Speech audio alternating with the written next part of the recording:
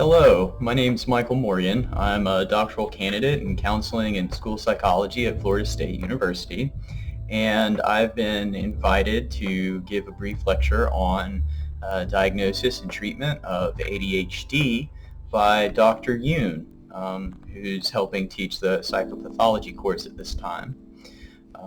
I'm always pleased to work with Dr. Yoon. She's a great example to me about compassion and multicultural competency, and I have the great pleasure of working with her on research topics related to social justice and bystander intervention and LGBT rights. And so I am so happy and so grateful that I have the opportunity to record this lecture, which I have presented once before about a year ago to the psychopathology course at that time. As you can see, we're going to be talking about ADHD, and the DSM code for that is 314.XX, and the .XX there has to do with the specifiers that come along with the diagnosis.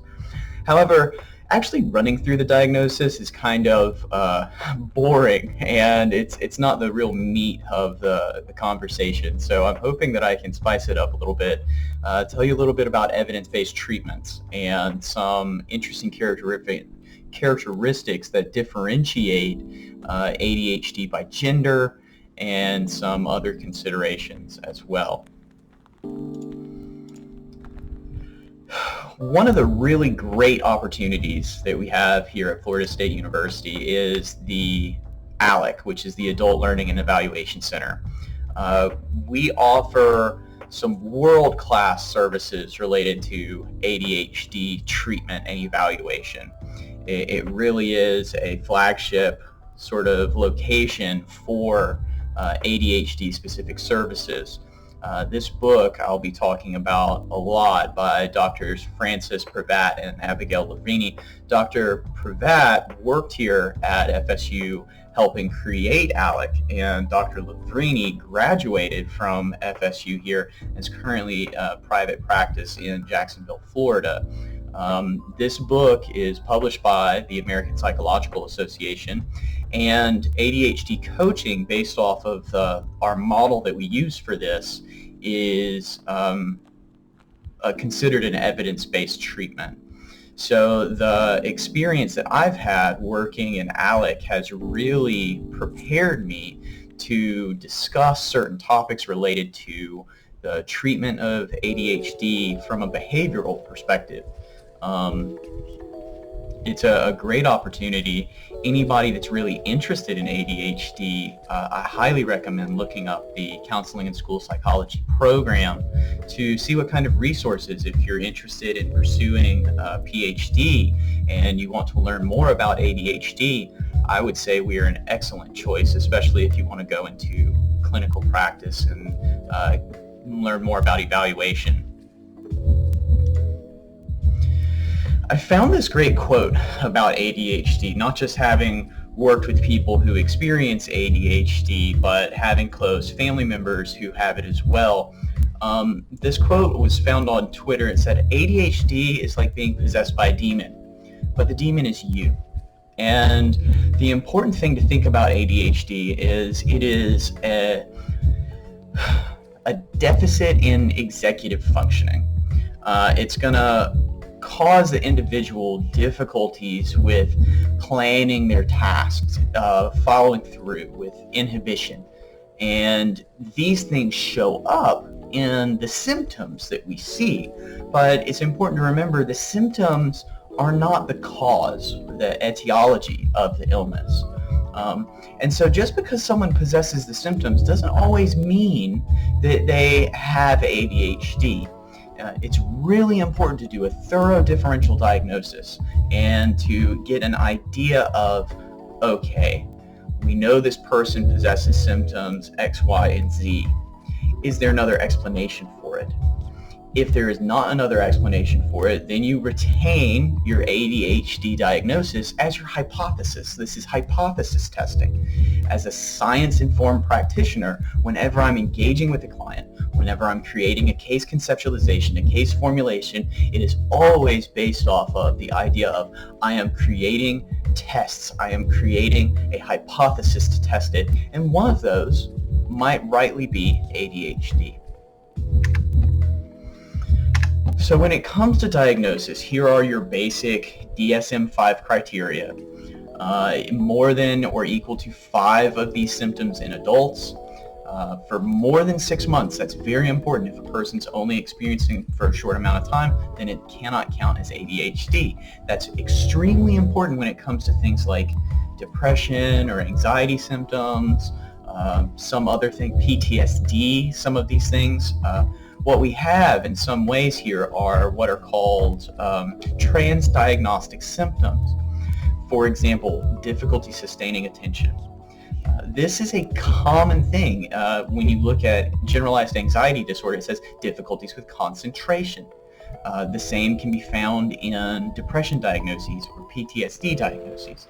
So just because a person has these difficulties with inattention, additionally on the impulsivity side, you can see things like fidgetiness. Well, if a person's experiencing a traumatic disorder, they're going to likely be experiencing something called hypervigilance and an exaggerated startle reflex, and these things might show up there as well. So just seeing the symptoms are not enough for the diagnosis. You have to pay attention to other things. Another really important thing to consider is that these symptoms need to be noticeable in more than one setting. This comes in really big when you're assessing for ADHD in children.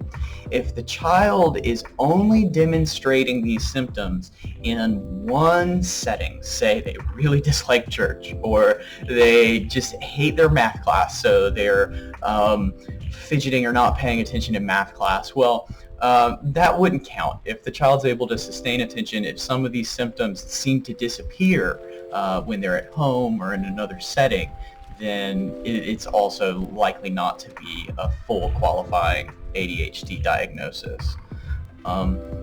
This gets into conversation. We're beginning with gender differences. And one of the clearest cut signs of gender differences in a diagnosis is with ADHD, especially in children, because there is a tendency for females to present with different symptoms than males. And again, this is with children. I don't know what the diagnostic sort of research is going to come out in the future as it relates to transgender individuals, gender nonconforming, gender expansive. But when the research has been conducted with cisgender children, biologically cisgender females and biologically cisgender males, these are the trends that we see. So some additional important diagnostic considerations. First, for the ADHD diagnosis, symptoms have to be evident prior to 12. That's probably the single most difficult diagnostic piece when working with an adult. The number of adults that are getting diagnosed with ADHD are expanding greatly. And in ALEC, I know the majority of the new evaluations that we do are actually with adults. So the greatest problem that we have is determining where these symptoms present prior than the age of 12. And so it's very important if you're working with an adult client, if you're, say, a mental health counselor in private practice or something like that, and you're beginning to have a suspicion of ADHD in your client, just because the client says, yes, I had these symptoms before the age of 12, I would argue that's potentially not enough. If your client's not a good historian, if their memory is conflated, if possible, you're really going to want to find some extra evidence from another source. Again, as I was talking about on the previous slide, symptoms in at least 2 settings. Distress or impairment is also a very important thing to consider. If the individual is not experiencing distress or impairment in their life, remember social impairment, impairment in employment, emotional difficulties associated with ADHD, which are a real concern. Remember that quote, it's like being possessed by a demon. It's not pleasant. It's not fun. It can be a real source of undermining a person's self-esteem. So these are things to consider, because if the distress isn't there, if they're functioning across the board, if they do not meet that criteria, ethically you should not diagnose. Additionally, not better explained is another thing to consider, especially as it relates to things like substances. If a person is imbibing a lot of caffeine, if they're drinking a lot of coffee, they might have the exact same symptoms. If a person is abusing Adderall or some other psychostimulant, we would expect similar symptoms. And in some cases, we might expect similar symptoms if the person's regularly abusing depressive substances, because if they're not taking if they're dependent on it, and they're not taking it all the time, though, they're going to have symptoms of like shakiness, headache, fidgety, right? So this differential diagnosis is extremely important. There might also be other medical conditions that underlie ADHD. So really important to work with attendant professionals and understand the client holistically before rendering an ADHD hypothesis. We know that about 6.1 million children have ever been diagnosed with ADHD. These are statistics from the CDC. Additionally, there's a ratio of about 2 boys for every girl that is diagnosed with ADHD, and there's a reason for that. It doesn't necessarily mean that more boys have the condition. There is some evidence that might suggest, or I might suggest, that it's because the presentation of symptoms are more likely to lead boys to being diagnosed. Finally, there's substantial comorbidity.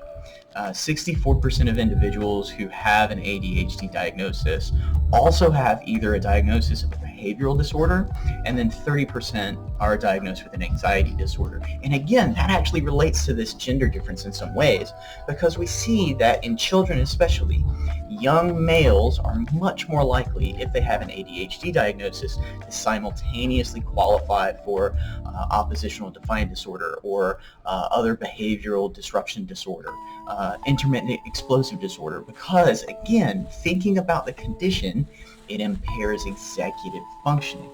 They cannot stop themselves from doing things, and these persistently high energy levels combined with an inability to inhibit that behavior leads to these behavior aberrations.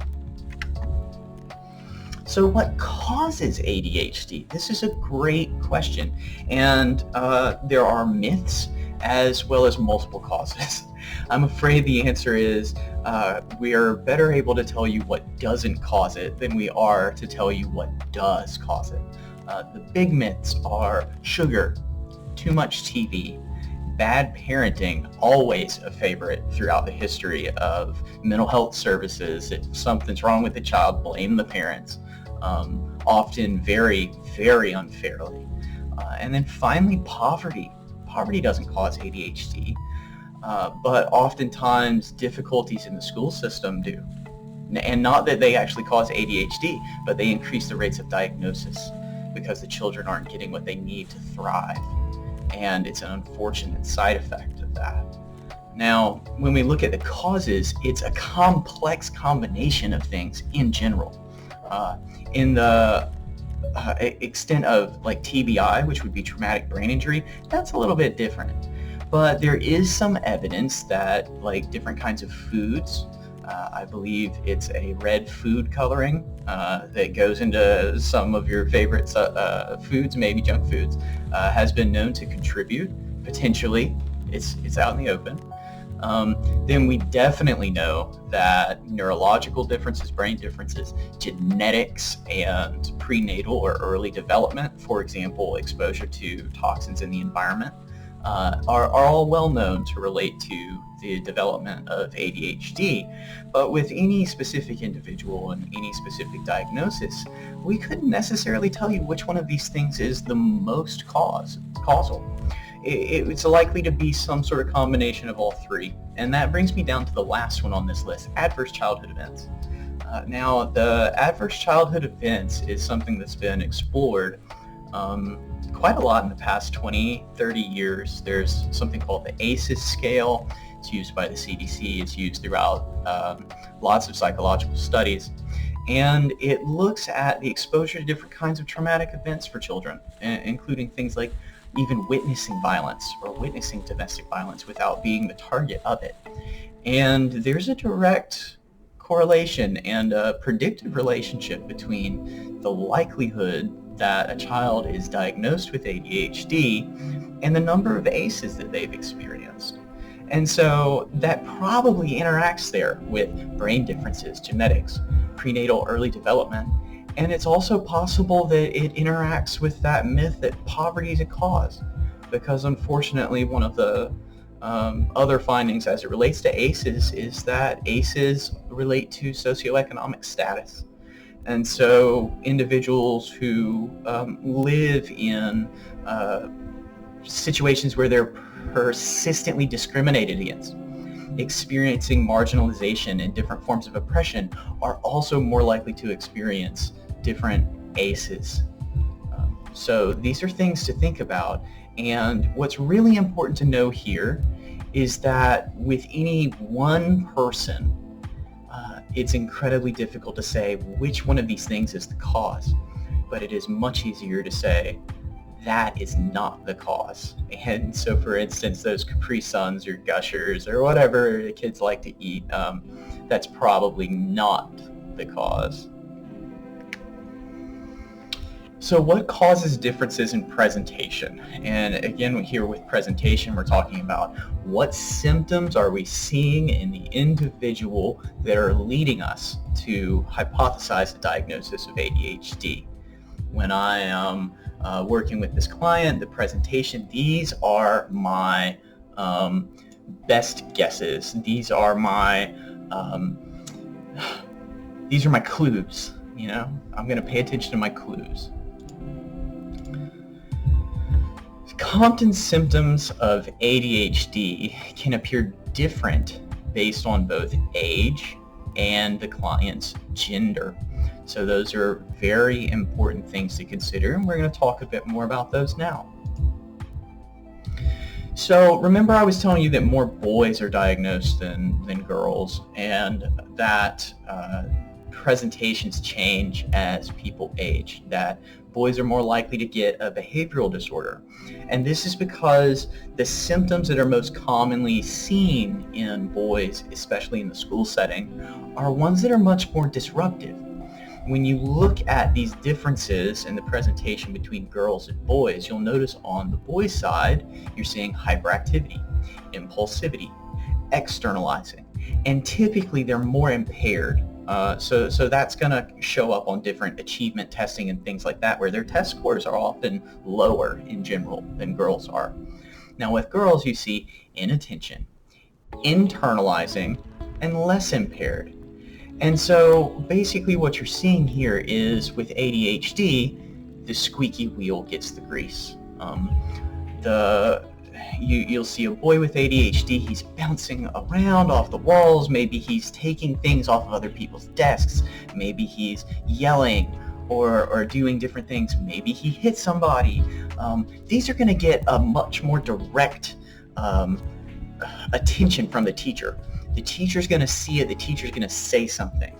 With the young women, it's much more likely to see ADHD in a girl and she just seems like she's daydreaming, or she loves to doodle, doesn't pay attention so much in math class, or doesn't pay attention so much in whichever class she doesn't like, That's not so much to say that she's not capable, but maybe she gets bored more easily, and so she spends more time doodling. And so if they're not causing trouble, then they're not being noticed and they're not receiving remediation. They're not getting assessed for the condition. Importantly, when looking at differences like this, you really have to balance out this is our standard profile, and there's a past APA president, Dr. Meal, that talks about how important it is to pay attention to diagnostic indicators, and the statement, if it walks like a duck and it talks like a duck, it's probably a duck, right? If there's no smoke, then there's no fire, So pay attention to those things and compare your client to this archetypal diagnosis, and especially with the presentation that you see, because that's going to give you very important data. Don't ignore it, but also don't ignore the likelihood that every single client is going to differ from that perfect profile in some way. We don't know what way they're going to differ, but just ruling something out because they don't automatically fit, just because the young man is doodling instead of causing disruptions, doesn't mean he doesn't qualify for ADHD or he doesn't have an attention or executive function deficit. It might just mean that he's displaying it differently. The same can be true of young women, that if they are externalizing in some way, and this is something too to pay attention to, externalizing versus internalizing are different forms of symptoms. So an externalizing behavior is the tendency that a emotional concern or something else is going to show up in an obvious external behavior. They're closely associated with the different intermittent explosive disorder, oppositional defiance disorder, conduct disorder, substance use. These things are considered externalizing disorders, whereas things like social anxiety, depression, those are more likely to be internalizing disorders. Self-esteem issues, right? That's going to show up more as an internalizing disorder. And so these are things to pay attention to as well. So the age differences, again, remember we're talking about the development of executive functioning. And one of the things we know about with executive functioning is it is very deeply tied to the development of what's called prefrontal cortex, right here up above your eyebrows, prefrontal cortex. And so we know that naturally this particular part of your neuroanatomy develops more as you age. So it's not until you get into your mid-20s that this area is really fully online and capable of doing its job at maximum capacity.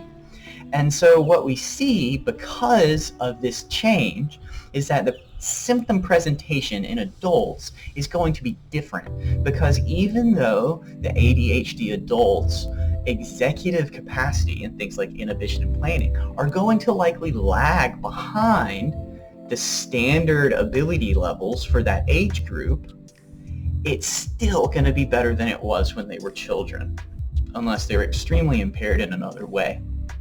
So what you'll see with children is more that hyperactivity, whereas with adults, you're going to see more inattentiveness, except in the case of, say, impatience or risky behavior, because adults now, of course, have more access to things like alcohol, or if they're in college, they're going to parties, maybe they have more romantic partners and things like that. Driving, right? An 8-year-old's not going to be driving very much. At least they shouldn't be. So we'll see different presentations based off of age, and these are really important to pay attention to as well. Again, when I'm talking about ADHD and I'm talking about diagnosis, there's more to it than just applying the diagnostic categories, because I could just go around and say, well, if I look at this person, I check this box, ooh, I got the diagnosis. Well, again, we want to apply that scientific mindset to this. We want to apply hypothesis testing to what we're doing. And there's certain larger trends that should occupy your mind whenever you're engaging with this. Okay, this person's symptom seems less severe. Is it causing distress? Do they qualify? There are ethical considerations, assessment considerations. There are things that relate to society and marginalization and social causes of the disorder, or why the disorder is showing up in an individual. And so it's important to look at the full picture and come with a hypothesis. And then instead of trying to prove your hypothesis right, you want to try and prove it wrong. If you can find one piece of evidence that says this hypothesis is wrong, then you should throw out that hypothesis for the time being until you can evaluate again whether or not the thing that proves it wrong, is it accurate? So how are we going to treat ADHD? Well, the most common, of course, is medication. 62% of children with a diagnosis of ADHD are receiving some sort of medication. The most common there being psychostimulants, Adderall, Vyvanse, Ritalin, Concerta. Now, the thing to think about with medication, we know it's effective. The consideration is it's a tool, right? So it's not going to do everything. And if I give a hammer to a trained carpenter, they're going to be able to use that hammer better than I am because I'm not a trained carpenter. I tried to build a ping pong table once. It did not go well. So these are things to consider, and that's where the behavioral treatment comes in. That's where ADHD coaching and therapy are effective, right? If I have a screwdriver, I need to know what kind of screws it can and cannot screw in, right? Phillips head isn't going to work on a flathead screw. Flathead's not going to work on a Phillips head all the time. So it's important to have these tools there that we can provide through ADHD coaching and attendant therapy services, depending on other things that might exacerbate the condition. So in the book that I showed you at the beginning, and there's actually a book specifically for adults called Succeeding with Adult ADHD. The book that I showed at the beginning is for practitioners and therapists so that they can learn how to use the system. In this book, it states, ADHD coaching helps clients learn how to manage their life by using a problem-solving approach. And so it's by understanding your deficits as an adult living with ADHD, as a person, as a child, but the child, we're going to be focusing on some different interactions, parental behaviors, behaviors by the part of the school. Remember, again, ADHD, importantly, is considered a disability under the Americans with Disabilities Act. So if a child gets diagnosed with ADHD, the child should receive a 504 plan, and there should be supports put in place. Additionally, if you are an adult, if you're going to college, if you are in school, if you are working, you can go to askjan.com and you can look up the kinds of reasonable accommodations you are entitled. You have a right, based off the Americans with Disabilities Act, to receive reasonable accommodations. And so it's important to get an accurate diagnosis. And then if you want to, remember, it's always your right. You have to take the initiative. If you don't want other people to know, this is your private concern. Otherwise, you can go to the Disability Resource Center in any college and take your diagnosis. Of course, when you're working with them, it's totally confidential, anything that you tell to a professor or whatever, but you might be entitled to an extra day before you have to turn in your projects. You might be entitled to time and a half to finish your test. Children with ADHD are often given a private testing location free of distractions such as other children. These are important things to consider. And that can actually be an important part of this problem-solving approach. What are the deficits? How can I compensate for these deficits? Important aspects of ADHD coaching, first and foremost, it's collaborative. If the individual, we don't want to do ADHD coaching forever. We want to give the individual the tools and have them be able to use them on their own. Next, there's going to be a CBT component because oftentimes, in addition to ADHD, there might be anxiety, and so it's important to be able to put in some of those mental health pieces, but also CBT as it relates to the anxiety disorders. Different negative automatic thoughts like, oh, I'm just like this, I can't change. These are the kinds of things that we can use CBT techniques to dispute and to work on. If a person thinks, I can't study, And then we create ways of disputing that belief through CBT techniques. And then we create experiments to see, well, can you study for a little while? For example, I had a client, and this client believed that she just was not able to study, to read, and retain information. And so in session, right then and there when we were talking about it, I had already planned this. I went out into the lobby, I grabbed a magazine, and we sat down and we opened it up to a page, and I turned on a timer. I said, just read this for 5 minutes, just for 5 minutes. Get as far as you can and go. And she read for 5 minutes, and then we closed the magazine, and I asked her questions about what she had just read. And what she discovered was, for short bursts of time, she could retain that information, especially if she takes notes. And so we were able to use these CBT techniques to reinforce and alter the negative cognitions that were getting in the way of her ability to succeed in college.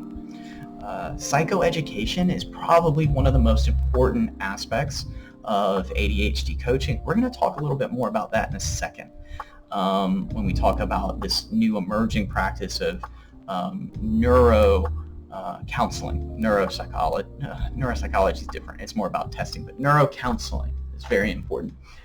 You especially want to help a person understand what is ADHD, what it is not, and their rights as an individual living with a disability, just like I was talking about on the previous slide. Finally, goals and accountability. Remember, ADHD is associated with that executive dysfunctioning. There's going to be a disruption in the ability to plan, to inhibit. And oftentimes that comes along with difficulty being motivated. Who wants to get started on something when they have a repeated difficulty with finishing? It can be very discouraging. Additionally, sometimes people with ADHD experience hyperfocus. And so whatever they're interested in, nothing else seems exciting anymore because they're catching that dopamine burst, they're catching that serotonin from whatever they're into. And so developing a system to help the person keep oriented to their goals and to make consistent progress. It's not amazing progress or everything, but consistent progress. We can remediate that. I'm going to talk a little bit more about goals and accountability here.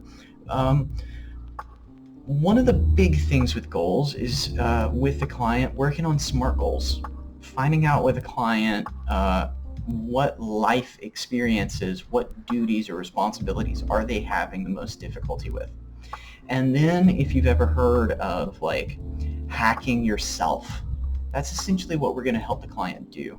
And there's a lot of behavioral work to be done here, in addition to things like, say, motivational interviewing, which is an excellent tool in working with ADHD coaching because it's going to build that motivation and recognize the internal capacity for change.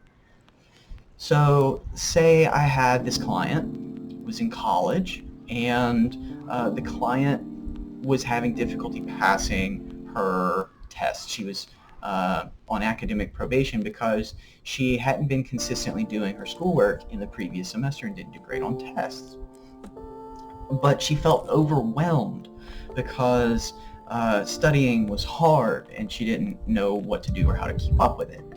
And so we created a goal, and it wasn't just, you can't just make pass the class a goal, because that's too general. You want to get much more specific. So it became, okay, well, what's coming up next month? Okay, I've got a test that's coming up in 3 weeks. Okay, well, we can't just say make an A on the test because you can't guarantee that. What can we guarantee? Our actions. So what it turned into was at least 3 times a week studying for an hour that was broken into 25 minutes of work and 5 minutes of rest. So now we have our goal, but we have to have the accountability both in the therapy relationship as well as on an individual level. Again, we want to help the person get to that intrinsic place of motivation, but it helps to be able to go over these goals. So we have a goal sheet, and we would write down these goals every week, and in the next session we would review them first thing. And so to go over this review, sometimes just talking about it with another person is enough to keep going, but also it's important that the individual develop their own system of rewards or punishments. I like rewards much more. Rewards in general have been found to be much more effective, but some people can't think about that. Some people don't know what to do. So for example, a punishment would be for this individual, they said, well, I can't think of anything that I really like to do. I don't like candy's a common one. Candy works for me. You know, if I've got something to work on, I tell myself, okay, if I work for 30 minutes, I can have some ice cream, right? That's the exact same kind of thing we're going to do here to build up that motivation to keep working, is build in those rewards. But it has to be something the person will actually do, something the person will actually follow through with, because you can come up with all different kinds of punishments and rewards, but if it's not realistic, if it's not achievable, it's a fool's errand. It's not going to work. What she ended up doing was she decided that as long as she studied during the weekdays, that she could hang out with her friends on the weekend, and that worked. But I will caution you against punishments such as, well, if I don't do it, then I have to do laundry. Or if I don't do it, then I have to exercise, right? Because these are other behaviors that are beneficial and healthy, and we don't want to associate those particular behaviors as a punishment or a negative thing, because they might already be difficult, and we want to help overcome those barriers, not reinforce or create new ones. So neurocounseling has become really popular. This ERC, I hope that's how you say that name, or ERC, I don't know, 2000, and I have on the final slide in here, you can pause the screen to see it.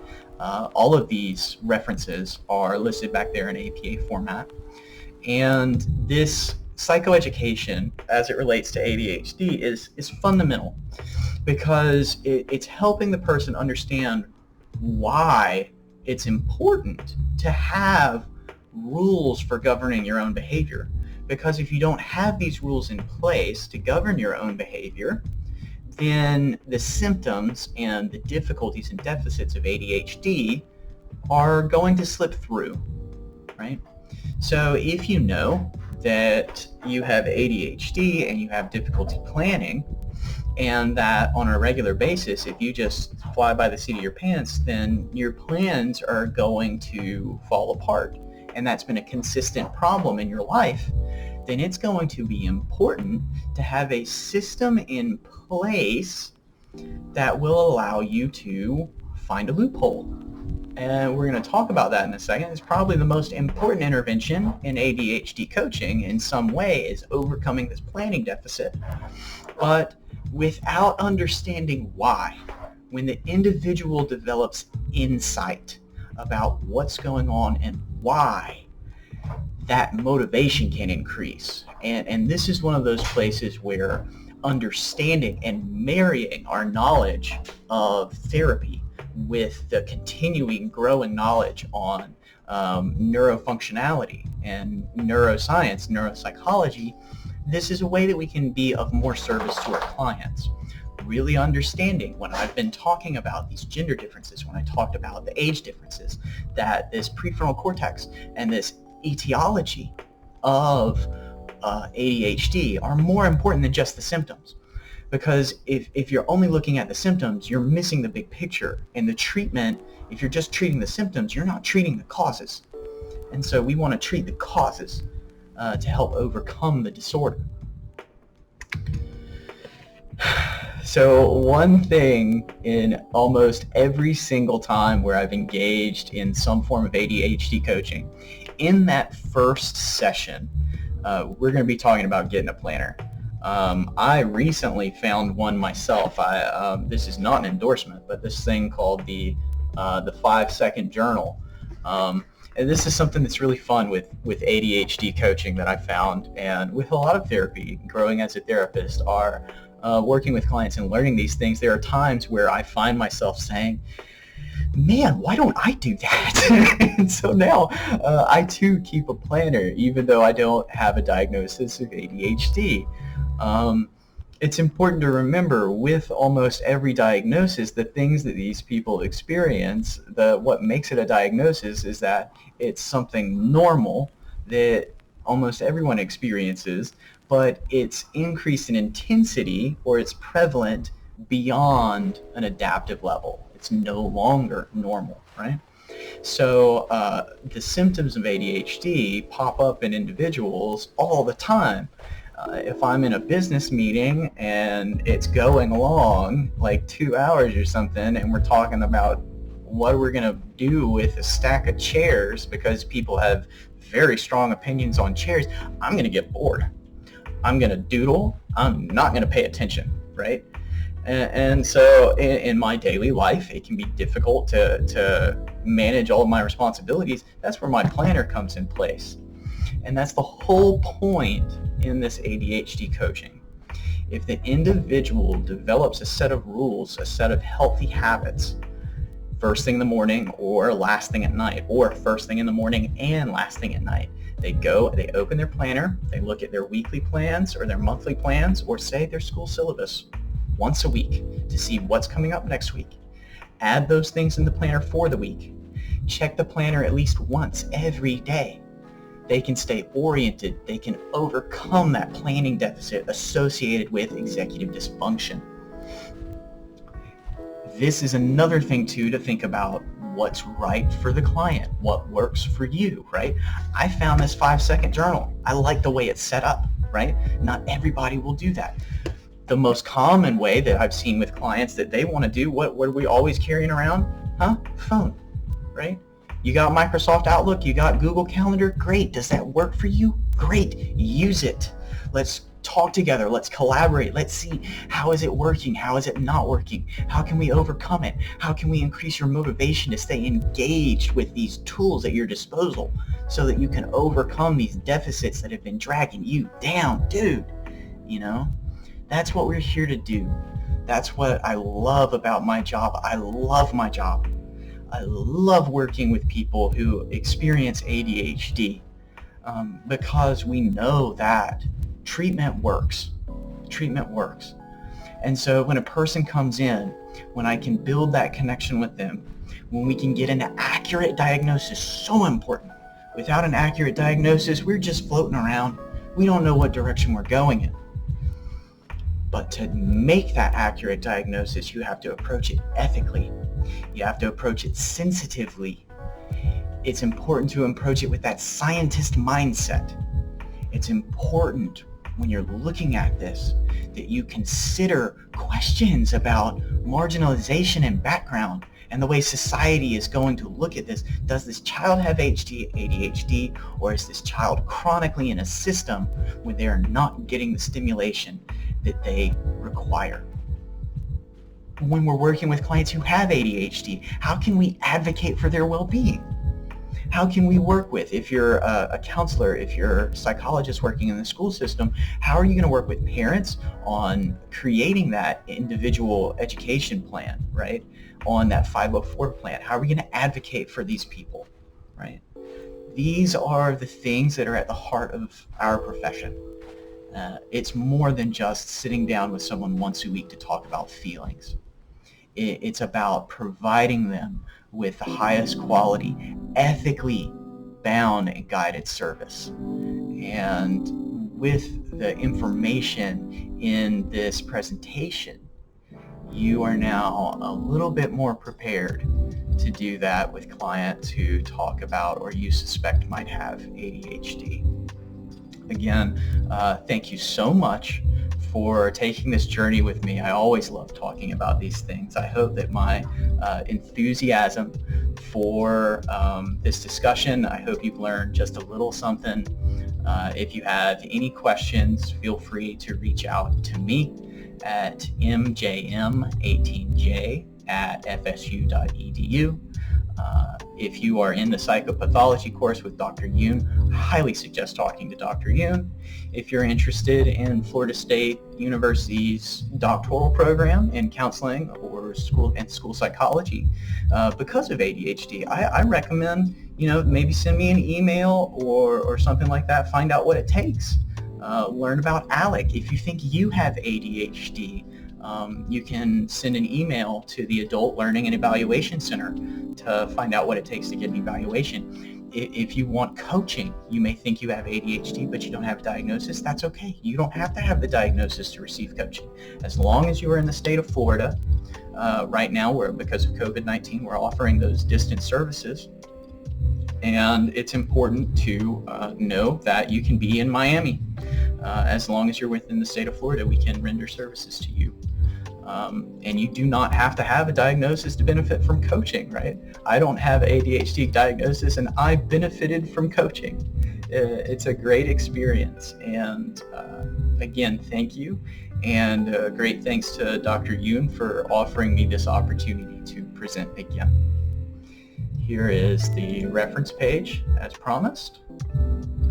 Let's see if there's another one. Nope, that's it.